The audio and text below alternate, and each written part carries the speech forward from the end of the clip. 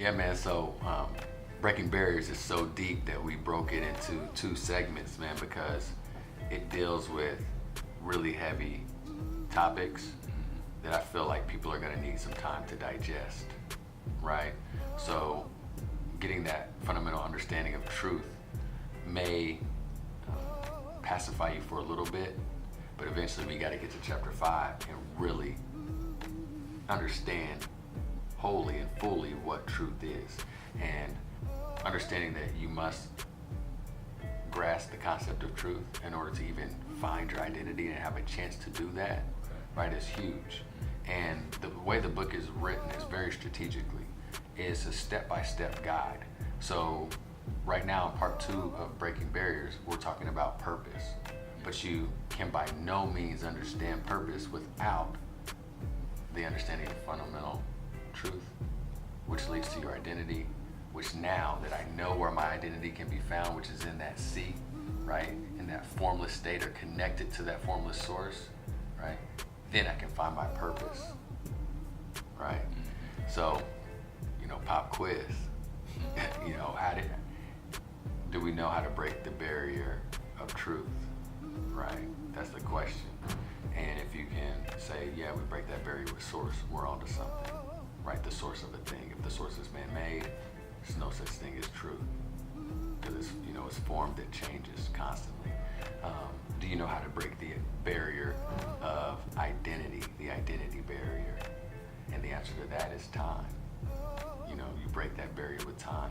If you don't spend the time to get to know yourself, you will not know yourself, right? If your environment drives how you spend your time, then you don't know who you are.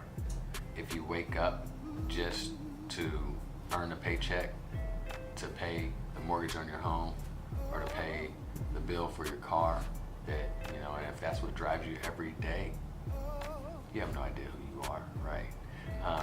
So then we go into purpose, man, and it's a twofold answer to what everyone's purpose is. And one part of it, I tell everyone, because the answer is the same for everybody. I tell everybody what their purpose is. And the second part, I can point you toward that direction, but the listener, the reader, they must find that part themselves, because I have no idea, right? So how do you feel about this so far, and where we're going with the understanding of purpose, man? I mean, have you found your purpose? The conversation so far, man, I think it's good perspective, man. I definitely think it's just showing how much you've been, studying and reading and just seeking knowledge. So that's evident to me. So it makes me want to learn more and read more about your thoughts. As far as purpose goes, yeah, I think that's something that, for me, I don't know if it's just one singular thing, this my purpose, but I do think there's different levels to it, and I feel like, if you go to God, for those answers, then He'll reveal that to you. But for me, I think there's levels to purpose, and in my role as a father and a husband, and then my role as a child of God, my role as a son, a brother, I have purpose in all of those things. Now let me pause you. Now I know you haven't written a book that I'm aware of, right? But have you written a book? No, okay, okay.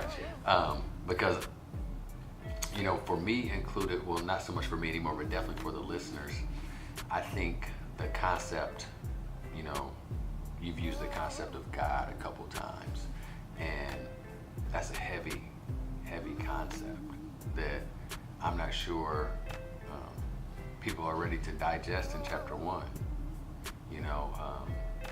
because God has been turned into form, which means everybody sees the concept of God, religion, a child of God. They see it different because they connect it with form, right?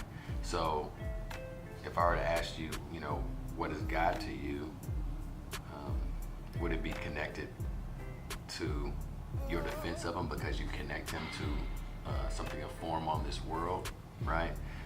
That's why I use terms such as form and formless, and the formless intelligence.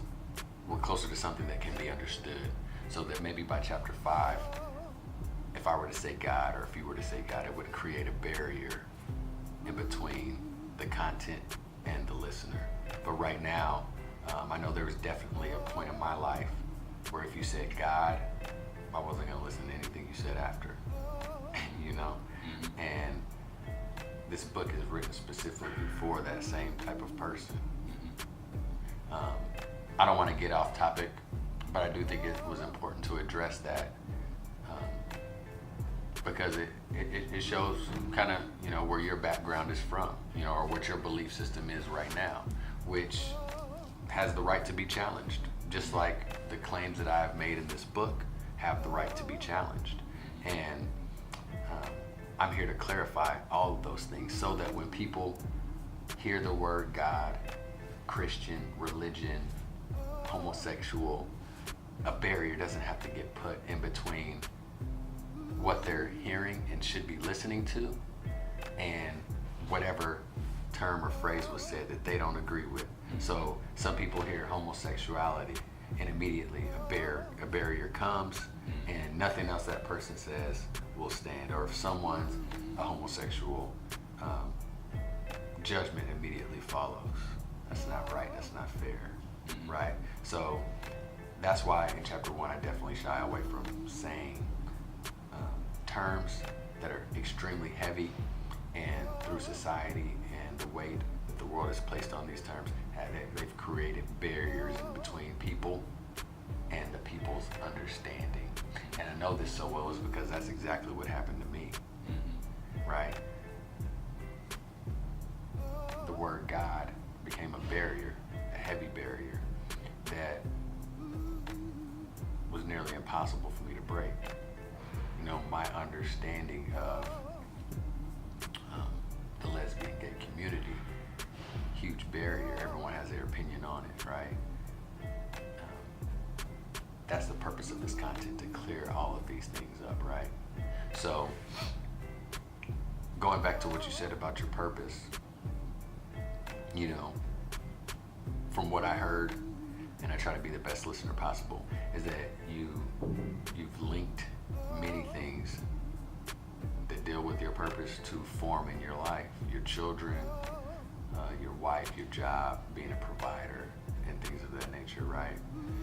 To an extent, yeah, but I mean, I think it's more relational as the things that I'm thinking about, so not necessarily the fact that I get up and go to work, but purpose is just, you know, what would, and I'll say, you know, God, I don't have a problem saying that, but I feel like I am here for a reason. It's not just random. I'm not here to do things every day just to be doing those, but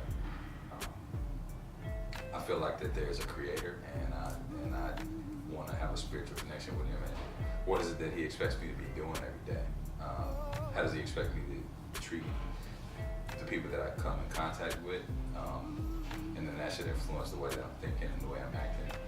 But for me, I do try to link my purpose not so much into a form or a thing that I'm trying to obtain or a person, but really reflect into what I feel like creator, God, formless intelligence, whatever, you know, you relate that to,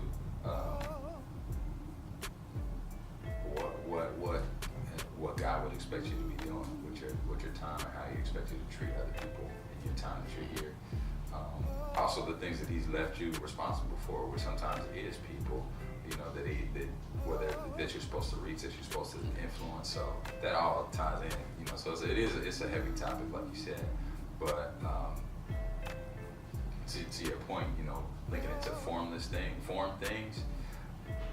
That is a delicate thing, because your purpose, I think our purpose isn't like an isolated thing, that we have a purpose to be in a mountain over somewhere and never interacting with somebody. That's hard for me to see, because I think purpose is linked so closely with other people from what I've learned.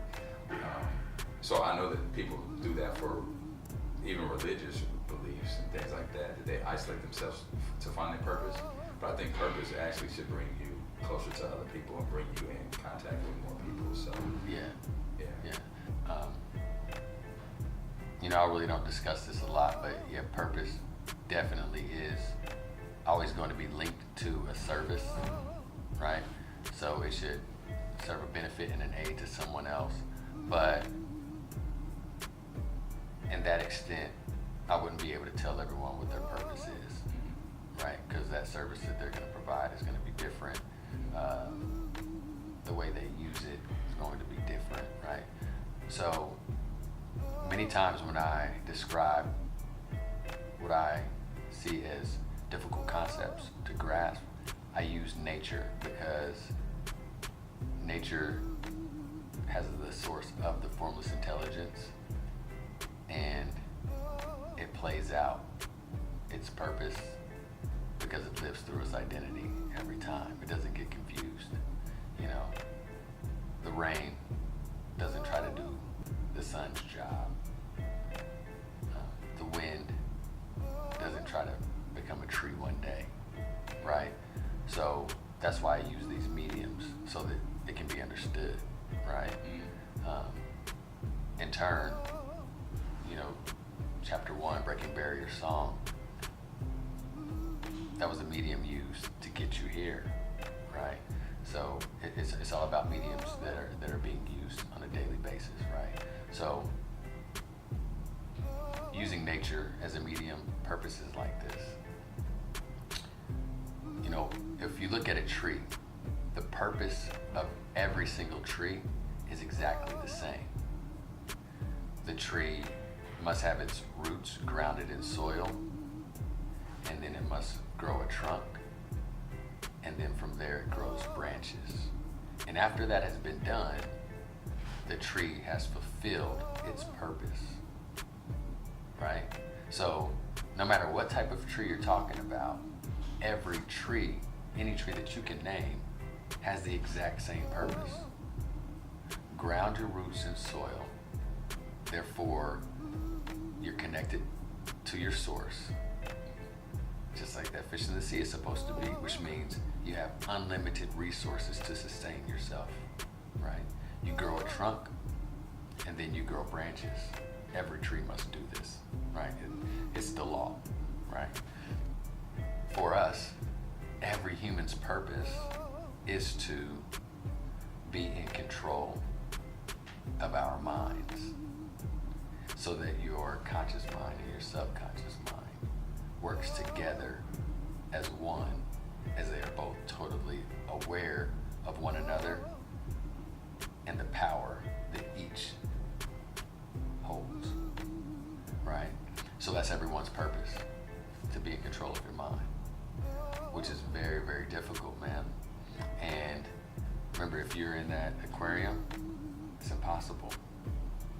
If you are in that bubble, it can't happen there either. It can only happen when you are submerged and fully connected to your source, right?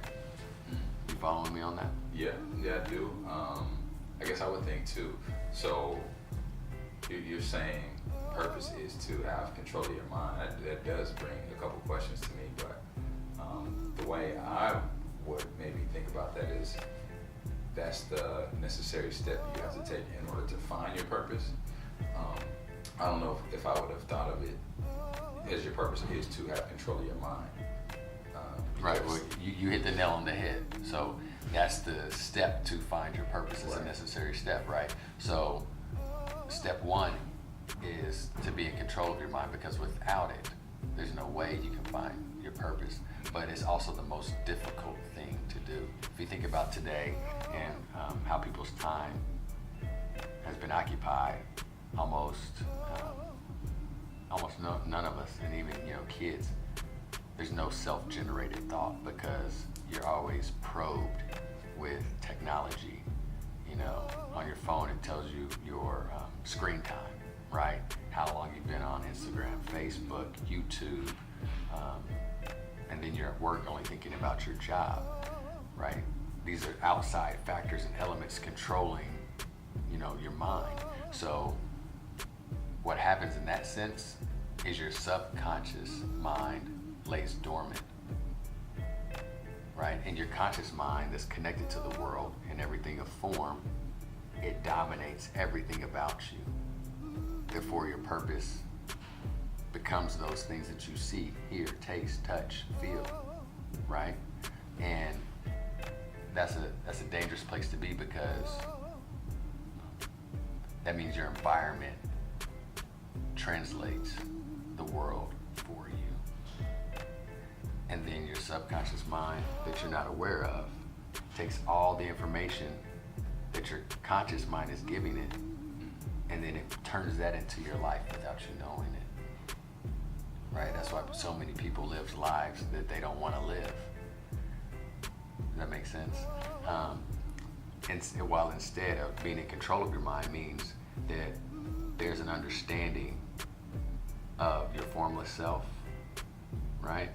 And then a connection between the way the world is interpreted from the outside, and then how you allow that to enter in, right? So for me, when I gain control of my mind, I value form a lot less. And then I found out how powerful my mind was. And then after that, I began to write a book. And in that process, I found that I was and became extremely wealthy, all from the control of my mind. So that's your journey, and the path that it took you down. So would you say that somebody with control of their mind should be seeking after form, things of form, or that a wealthy person can't have control of their mind? Because it seems like you're almost saying that there's one or the other. Yeah, what I'm saying is this.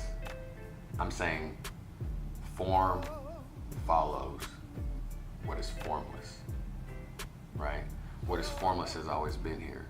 Form happens as a result of time, right? The elapse of time. So when you are in this space and you're able to manipulate the formless world, you don't have to be worried about money or your car or your house. That stuff is easy and it comes and goes. Yeah. Right? Why would I worry about buying the newest iPhone when in 2 years I won't want the one that's out right now? Sure. I don't worry about that. I'm more concerned about managing formless abstracts, understanding that I need to control my mind and have my conscious mind and subconscious mind work as one. Therefore, the things that I take in through my body, right, I am able to turn them into what I want in form, instead of only taking in conscious thought, because I can see it, I can taste it, I can feel it, you know, it's all tangible, and worrying about that. That's how you get to go to work and your life revolves around paying your bills. That's not how I live my life. Yeah. I'm a wealthy man. Yeah. I don't worry about form. Money, that stuff is easy. You can be unethical and get money. You can just work really hard and become rich. Yeah. That's easy. What's difficult is controlling your mind and manipulating the formless abstracts that turns everything you want into form. Right? So that's where the control of your mind comes into play. And it is the same for everyone, because it's the same for the tree. Right? And if you think about what the tree takes from the soil, from the source, right? What it gives the world after is far more than what it consumes from the source. Yeah. Right? It just needs a little bit of support from that source and connection to it, and then it can provide the world with many things for hundreds of years, longer than we are alive. So we're charged to do the same thing, stay connected to that source, fulfill our purpose, which means we're always in control of our mind. And this is it's a minute by minute job, right? You know, in education, we would call this metacognition, thinking about your own thinking and how you attempt to develop answers and solutions to problems that are asked in the classroom, right? Well, in this sense, what I do all day is I scan and evaluate my thought process in real time. That's conscious mind, subconscious mind working together at the same time while I'm in a business meeting. That's difficult. That's a job within itself, to be aware of that at all times. So what would you say to somebody that is listening? Most likely, it's been through some things. They're probably a full full-grown adult or maybe different stages of life. But a lot of us, just with the things we've been through, our minds get damaged. We get conditioned. So it sounds good, but maybe easier said than done. So how does somebody that's been doing something in a damaging way for 40 years or however long, Absolutely. all of a sudden say, well, I want to control my mind tomorrow? It's not quite that easy. So, and I might be getting ahead of you on the book, so that's probably maybe a teaser in the book. No, it goes from where we are right now. It goes right back to step one. Do you understand the fundamental understanding of truth?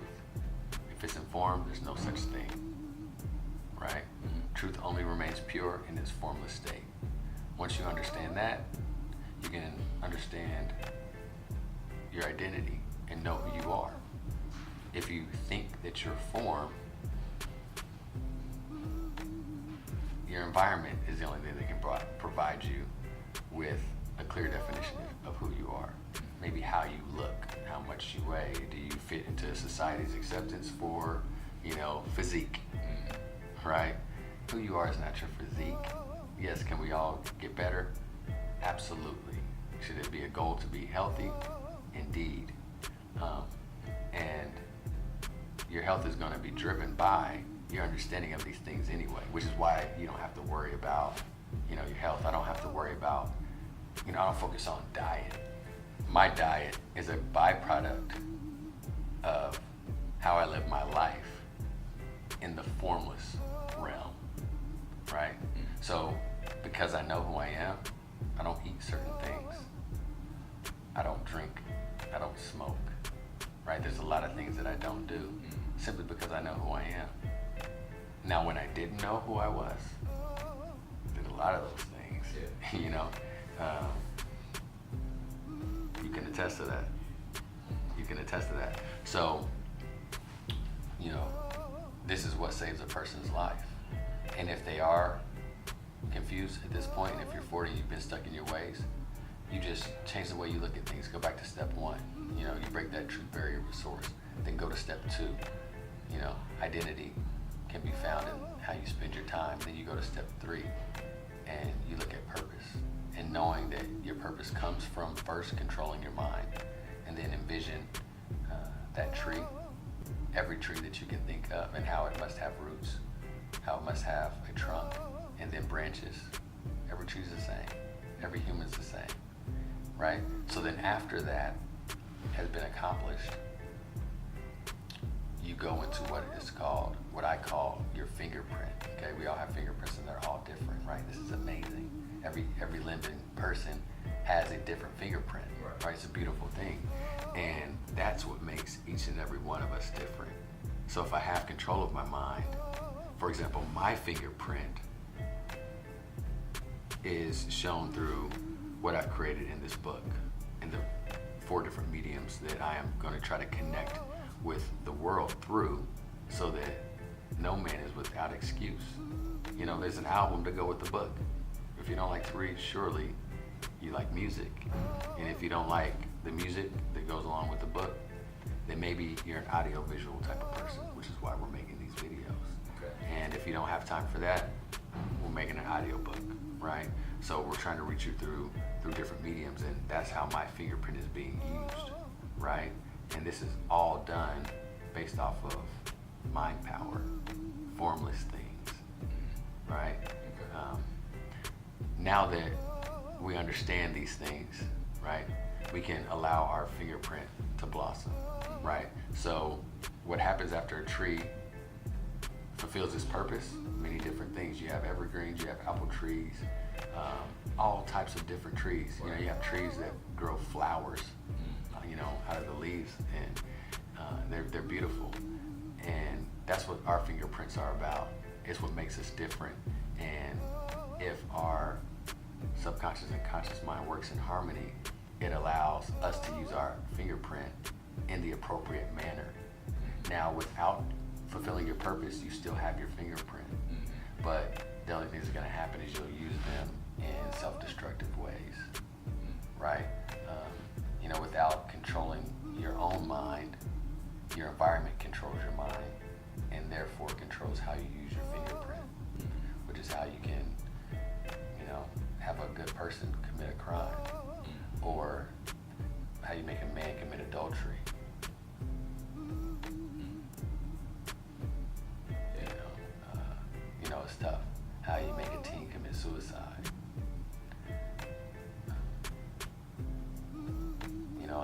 And that's what saddens me.